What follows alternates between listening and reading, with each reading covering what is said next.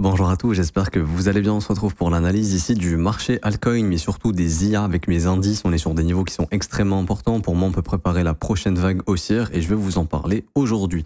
Juste avant, je vous rappelle qu'on a nos services d'algorithmes qu'on vous met à disposition gratuitement qui sont rentables. La semaine dernière, encore 39 TP sur les algorithmes LIM. Également les algorithmes SPT qui ont fait sur les 4 dernières semaines plus 10,41 R. Pour nous rejoindre, c'est gratuit. C'est le premier lien en commentaire épinglé. Tous les liens utiles concernant mon contenu. Vous cliquez sur ce lien, ça vous ouvre cette page. Il vous suffit simplement de vous inscrire sur BitGet via notre lien partenaire. Vous créez votre compte sur la plateforme, validez votre KYC. Également, ça vous donnera potentiellement l'accès à 2 formations. Ensuite, vous cliquez sur Obtient nos algo trading 100% gratuitement. Vous renseignez votre prénom, email, identifiant BitGet. Vous cliquez sur rejoindre. Et ensuite, vous avez juste à cliquer sur ce lien, configure nos algos de trading. Il y a 4 petites vidéos à regarder. Ça vous explique absolument tout. Je rappelle qu'ils sont rentables, ces algorithmes. Tous les résultats sont posés dans le Discord une fois par semaine.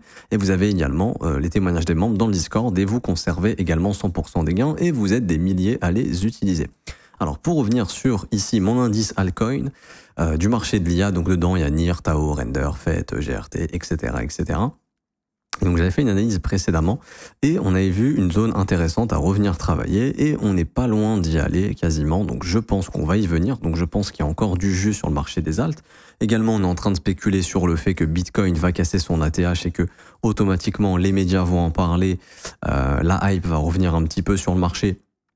Les gens vont vouloir investir dans les crypto-monnaies, ce qui va ramener de l'argent, ce qui va ramener aussi d'autres spéculateurs avec des capitaux peut-être un peu plus importants, donc ce qui va réamener de la liquidité dans ce marché. On voit actuellement qu'il y a de l'impression de stablecoin, mais qu'il y a un petit peu au point mort, qu'on a eu de l'impression de stablecoin mi-avril et que ici on en parlait, c'était probablement de l'impression institutionnelle, puisque la demande institutionnelle, puisqu'il n'y avait aucun intérêt sur le marché. Moi personnellement, je le voyais sur ma chaîne YouTube, mais je le voyais aussi, on le voit aussi, je vous le montre sur le fait que Coinbase était pas du tout téléchargé à l'époque. Donc il n'y a pas de nouveau retail en fait qui est rentré.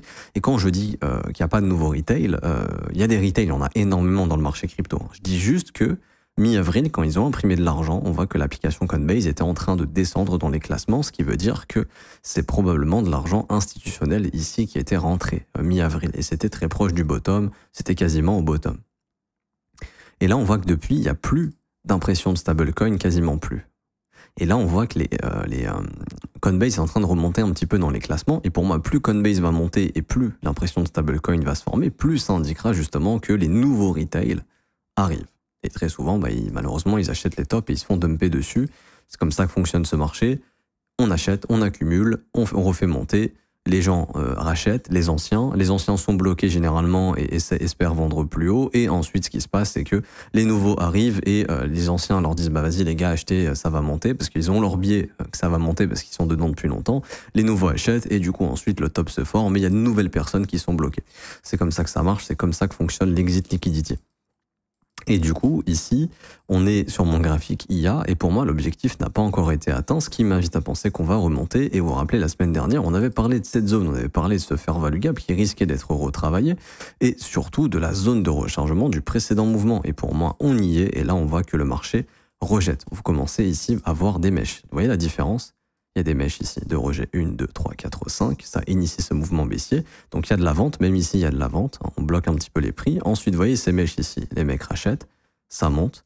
Ils redistribuent un petit peu ici, ça descend. Et là, on voit qu'ils sont en train de racheter. Il y a une absorption à nouveau dans ce fair value gap. Donc à mon avis, on est bon pour refaire une jambe haussière sur le marché de l'IA ici. Si on va analyser un petit peu le prix un peu plus en profondeur, vous voyez ici que ça commence clairement à bottom. Vous voyez que le marché descend, mais qui commence à avoir du mal à descendre de plus en plus et que là, il commence à former son premier creux ascendant, son premier sommet ascendant. Donc c'est à partir de ce moment où on peut commencer à avoir un price action un petit peu plus bullish qui pourrait nous ramener sur de nouveaux sommets, ce qui est positif pour le marché des alt IA. Et donc, quels seraient les objectifs? Alors, il y a le premier objectif qui est sur mon indice, de revenir entre les 15 milliards de valorisation et les 17,64 milliards. Donc là, on est vraiment conservateur, mais ce serait un pump de 20 à 36% en moyenne pour le marché de l'IA. Maintenant, si on arrive à s'affranchir de ces zones, l'objectif sera de revenir probablement dans les zones de rechargement de short, ici, entre les 22 milliards et les 26 milliards. Et donc là, on parlerait d'un pump un peu plus généralisé avec une performance allant chercher à peu près les 75 à 100%, donc à peu près entre x1,75 et x2 de performance globalement pour le marché de l'IA. N'oubliez pas que c'est un range et que on achète les bas du range et on revend milieu de range, haut de range. Et ensuite, Si le range casse à la hausse, bon bah là il y aura une nouvelle vague très importante probablement sur le marché de l'IA. Vous avez ici un autre indice qui est quasiment la même chose, mais en train de nous dire exactement la même chose. Ici, on est bientôt proche de l'objectif, on est exactement dans la même dynamique, on voit le creux, le fair value gap, on est en train de le combler, et là il y a ce qu'il faut pour faire de la continuation haussière juste ici, et les objectifs seraient de revenir travailler au moins ce fair value gap. Donc là sur mon indice, on serait sur un ratio de 2,89 à 3,12, on est à 2,50, donc c'est ce qui prouve qu'il y a encore de la marge, que pour le moment cette dynamique est toujours haussière, qu'on est en train de former le creux ascendant pour éventuellement préparer la prochaine vague. On va voir également que peut nous dire cet indice ici, qu'on pourrait revenir travailler le précédent order block juste ici, pourquoi pas, entre 3,78 et 4,43, et ça revient à peu près à la même chose, on serait sur une performance ici de 50 à 75%, donc c'est un peu ce qu'on a vu tout à l'heure, 75% revient. Ce qu'on va regarder, c'est Nvidia. Ce qu'on va regarder, c'est Nvidia ici. Et on est dans la zone importante. Et on a vu deux scénarios, vous vous souvenez? Scénario numéro 1, c'est le scénario bearish. Soit le prix se retourne dans le fair value gap baissier ou prend juste les stops du dernier order block et se retourne. Si on fait ce scénario, c'est un scénario bearish pour la finance globalement. Ça veut dire que les actions repartent à la baisse malheureusement et que tout simplement les indices américains vont former des M-top long terme et qu'on va partir dans des marchés baissiers cette année. À ce moment-là, ce sera la même chose sur les crypto-monnaies, c'est surtout pas le scénario qu'on veut voir. Le scénario numéro 2, c'est tout simplement le vert, c'est-à-dire pas de reprise baissière, juste un retest du breaker block qui a eu lieu ici, qui marque l'inversion, et ensuite une belle expansion à nouveau. Je rappelle également que Nvidia est venu chercher le premier arrêt, c'est les niveaux de continuation, donc on ne sait pas si on est dans un piège baissier ou si on est en fin de bulle ici. Bon, on peut se dire que l'IA, c'est peut-être potentiellement que le début, vu tout ce qui est en train de se mettre en place. Si on a encore des années de croissance et surtout des années d'actions américaines qui continuent d'aller chercher de la rentabilité, on peut se dire que ça se trouve à long terme, on était dans un piège baissier et que la vraie bulle va commencer, que ça va partir dans des trucs complètement débiles et que la bulle éclatera peut-être dans 2-3 ans. C'est pas impossible. Ça dépend de la vision de chacun. Certains se diront, c'est clair que là, ça ressemble à l'éclatement de la bulle, que le piège baissier c'était ici et que là, la bulle est pas loin d'éclater et qu'à la limite, il y aura un ATH, mais qu'ensuite, la bulle va éclater. D'autres se disent, c'est que le début, ça continue. Bon, tant que le premier arrêt est maintenu, vous connaissez la règle, on spécule plus sur de la continuation haussière. S'il casse, oui, là, on rentrera dans un marché baissier sur Nvidia, ce qui n'est pas encore le cas actuellement. Donc, Nvidia va nous aider énormément parce que si Nvidia relance, et Nvidia a de quoi relancer. Vous voyez cette prise de liquidité ici, parfaitement sur le premier arrêt, il y a largement de quoi refaire une vague haussière. Si c'est le cas, ça va faciliter le narratif dans l'IA. J'ai d'autres indices ici qui nous permettent de voir un petit peu la performance des altcoins. Pour le moment, on voit que c'est pas fameux face au Bitcoin, hein. Même au niveau de l'IA, pour l'instant, il n'y a aucun secteur qui sort vraiment du lot. On va voir si le secteur de l'IA va réussir à sortir du lot ou pas du tout. On voit que ça tente ici de former un bottom, que ça pourrait se remettre à performer. Faudrait peut-être revoir des ruptures de trendline, ça serait pas mal. On n'est pas très loin de le faire, donc là, on serait peut-être pas loin d'une nouvelle performance du marché des alts. Je vous ai fait une vidéo là-dessus hier, mais je reviens dessus rapidement. Pour moi, on est dans des zones de prix où ça doit absolument se réveiller sur les altcoins ici pour nous déclencher tout simplement la prochaine vague haussière, que les alts face au Bitcoin redéclenchent quelque chose d'haussier. Ça faciliterait le marché de l'IA. Et du coup, je vais essayer d'améliorer, pas d'améliorer, mais je vais essayer de prendre ma formule et d'en faire justement un outil de comparaison face au Bitcoin pour voir si ça peut surperformer Bitcoin ou pas. Alors, laissez-moi 2 petites secondes. Ça peut être compliqué. Parce que j'ai l'impression qu'ils ne mettent pas les parenthèses quand je viens ici. Hop, bon. Je vais essayer, je vais voir si ça marche. Si ça marche pas, ça marche pas. Ça m'étonnerait, il faut que je mette toutes les parenthèses. BTC CryptoCap. BTC CryptoCap. Voilà, bon, ça a l'air de fonctionner, mais ça, c'est le rapport de force du marché de l'IA face au Bitcoin. On voit que ça a très bien performé de octobre 2023 jusqu'à mars 2024. Fort à parier que si je compare à Nvidia, c'est pendant la période où Nvidia était en feu. Très probablement, quasiment sûr même. Exactement, vous voyez la corrélation ici du marché de l'IA en crypto avec Nvidia. On le voit ici, Nvidia ici qui explose. Et nous, bon, sur cette vague, il y a une décorrélation. On a commencé justement à retracer sur le marché de l'IA, mais en tout cas, on a eu une grosse corrélation ici. Et là, on voit que contre Bitcoin, pour le moment, c'est encore un peu compliqué. C'est-à-dire que le marché de l'IA remonte, hein, mais on voit que Bitcoin reste l'actif mastodonte et que c'est lui qui continue de rester le king, tout simplement, qui met de la pression sur ses résistances, qui a l'air de vouloir les casser et de s'offrir un nouvel ATH. Donc, pour le moment, voilà, c'est toujours en faveur du Bitcoin. Maintenant, ici, si on s'amuse à tracer une petite trendline, bon, on peut voir qu'on serait peut-être pas très loin d'un breakout. Il faudrait voir si ça peut arriver à un moment donné. Peut-être qu'en logarithmique, ça se verra mieux. Je suis assez fan des trendlines logarithmiques. Des fois, ça donne des petites choses. Non, là, on serait assez loin. Ok. Je vais passer en daily. On va voir si, sur les altcoins, face au Bitcoin, du côté du secteur de l'IA, on a quelque chose d'intéressant.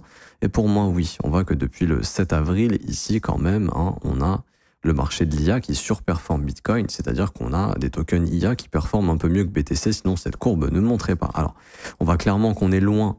On est très loin de la méga alt season to the moon, etc. En vue du graphique pour le moment, ok. Mais on voit qu'on est quand même dans un flux haussier. Là, hein, je parle de ce flux ici en daily, je parle pas de ce flux ici. Ça, c'est clairement un gros flux baissier depuis mars.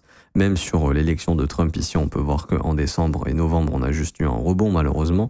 Il y a eu une surperformance qui a duré quelques semaines, mais dans la globalité, ça n'a pas fait grand-chose.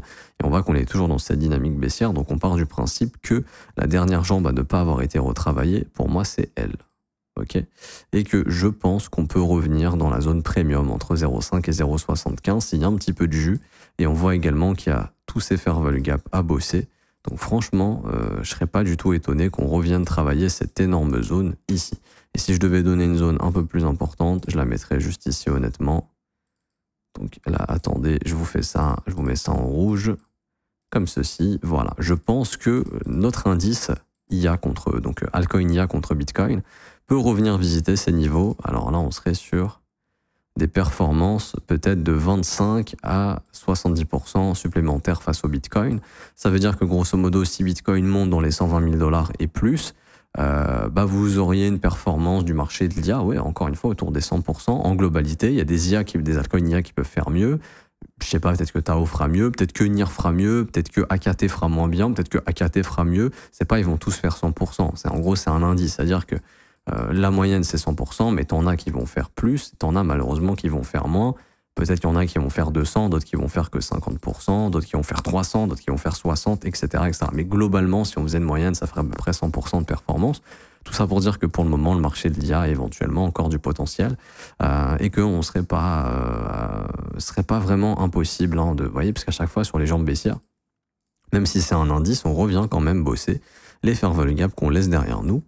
On rebaisse, on revient bosser les fair value gap, on rebaisse, etc. Et là, ça n'a pas encore été fait, donc à mon avis, le marché va y revenir. Et même là, vous voyez que, même par exemple, ce gros fair value gap, il est encore ouvert, donc à mon avis, ça sent toujours les retracements. Et quand je passe en daily ici, et je m'arrêterai sur ça aujourd'hui, on voit que la dynamique est haussière, c'est-à-dire que là, vous avez un petit breaker qui s'est formé. Bon, c'est pas le plus beau breaker, mais bon, il y a quand même un signal d'inversion. Je pense qu'en 12 heures, il serait un peu mieux celui-ci. Ouais. Hop, là, on le voit bien, le breaker. Il marque l'inversion, creux ascendant, on y va. Là, il y a un nouveau breaker qui s'est formé ici. Je pense qu'en daily, lui, il se verra bien. Ouais, il se voit très bien, lui, en daily. Nouveau breaker, hop, ici, qui se forme. Et là, le marché est en train, encore une fois, de former peut-être un creux ascendant dans ce fair value gap pour faire de la continuation haussière et qu'on ait un marché de l'IA qui, au mois de juin, puisse s'exciter un petit peu. D'ailleurs, le mois de juin, j'en ai déjà parlé, mais c'est souvent un mois sur lequel le marché s'excite un petit peu avant les grosses expirations d'options trimestrielles qu'on a d'ailleurs ici. Tac, tac, tac, tac, je vous montre ça rapidement. Je ne vous commenterai pas les options. Je pense que je commencerai une rubrique dans mes briefs. Si vous voulez que je vous fasse un petit point rapide sur les options via une IA qui décortique absolument toutes les datas et qu'on est encore en train d'entraîner. On lui balance de la data sur les options pour qu'elle puisse lire parfaitement, faire une lecture assez poussée. Mais si on va sur l'expiration du 27 juin, qui est la plus grosse expiration, on voit que ça spécule quand même beaucoup sur un Bitcoin autour des 110 000, 120 000 $ pour fin juin. Bon, il y en a qui sont excités à 200, 300 000, je pense que eux ils sont fous, 200 000 aussi. Mais entre 110 et aller 130, c'est assez réaliste, c'est ce qui revient comme niveau. Donc on pourrait dire que fin juin, le Bitcoin sera entre ces niveaux-là. Et que s'il y a un petit peu de hype, ça peut bénéficier au marché dans son ensemble, et que donc jusque fin juin, on aurait potentiellement un marché qui tend au nord, ce qui pourrait expliquer un petit peu cette surperformance. Et on voit aussi, je finirai là-dessus, qu'on est un petit peu, j'ai l'impression, dans une sorte de canal ici, que le marché est en train de former, que ouais, on pourrait grosso modo Bon, je l'ai pas très bien tracé, hein. C'est un indice encore une fois. Mon but n'est pas de vous dire absolument qu'on est là-dedans, mais voilà, on pourrait imaginer qu'on est en train de monter un petit peu en escalier comme ça tranquillement ici, ok. Mais je suis vraiment pas fan de ce canal pour le moment. Mais voilà, on voit bel et bien la petite dynamique haussière. On voit que ça a changé, hein. Toute cette jambe était baissière, cette jambe commence à être haussière et là on parle juste d'un retracement de la précédente jambe baissière. Je m'arrête ici, j'espère que ça vous aura plu. Je vous rappelle que je viens de lancer un accompagnement 100% gratuitement, valeur estimée 4000 euros. Vous aurez l'accès au mentorship complet, 22 vidéos de trading qui vont vous former de A à Z, l'accès à l'accompagnement sur le Discord, les analyses de vidéos quotidiennes, sessions de trading en replay, les concours récurrents. Tous nos membres participent à un concours de 5000 $. Il y a 10 gagnants qui vont se partager 500 $ chacun. Pour nous rejoindre, c'est gratuit, vous allez vous former à nos côtés, c'est le premier lien en commentaire épinglé, tous les liens utiles concernant mon contenu. Ça vous ramène sur cette page, il faut juste s'inscrire sur PrimeXBT via notre lien partenaire. Donc vous cliquez sur le 4e lien, ça vous ouvre ce formulaire, vous vous inscrivez sur PrimeXBT via notre lien partenaire, vous faites un dépôt minimum de 200 $ sur la plateforme, que ce soit en crypto ou en carte bancaire, il n'y a pas de frais, c'est votre capital de trading. Tu déposes 200, tu conserves 200, tu déposes 1000, 2000, 3000, peu importe, c'est ton capital de trading. Tu vas trader avec, tu vas te former à nos côtés, ensuite tu vas trader avec. Et le but c'est de dégager du rendement, bien évidemment. La particularité de PrimeXBT, c'est qu'on peut trader en crypto-monnaie, les indices, le forex, les commodities. Donc je peux trader le S&P 500 avec du Bitcoin ou avec de l'Ethereum ou du Tether, de l'USDC, peu importe, c'est ça qui est génial. Vous remplissez le formulaire, donc tout simplement email identifiant PrimeXBT. Il se trouve juste en haut à droite ici en cliquant sur le petit bonhomme. Vous le collez dans le formulaire, vous renseignez votre pseudo Discord. T'as pas encore Discord, tu cliques ici sur rejoindre tout simplement. Tu mets ton pseudo Discord, tu coches j'ai fait un dépôt de minimum de 100 $, tu cliques sur obtenir mon accès VIP et dans un délai de 24 heures, je t'enverrai le mentorship par mail et également tu auras l'accès à l'accompagnement sur le Discord juste ici, salon VIP Forex Indice, et t'as tous ces salons ici qui vont s'ouvrir, ok. Et donc là, on vous met des review trade, on vous les explique en vidéo, etc., etc. Vous êtes les bienvenus, je m'arrête ici, bonne journée à tous, on se retrouve très bientôt, ciao ciao.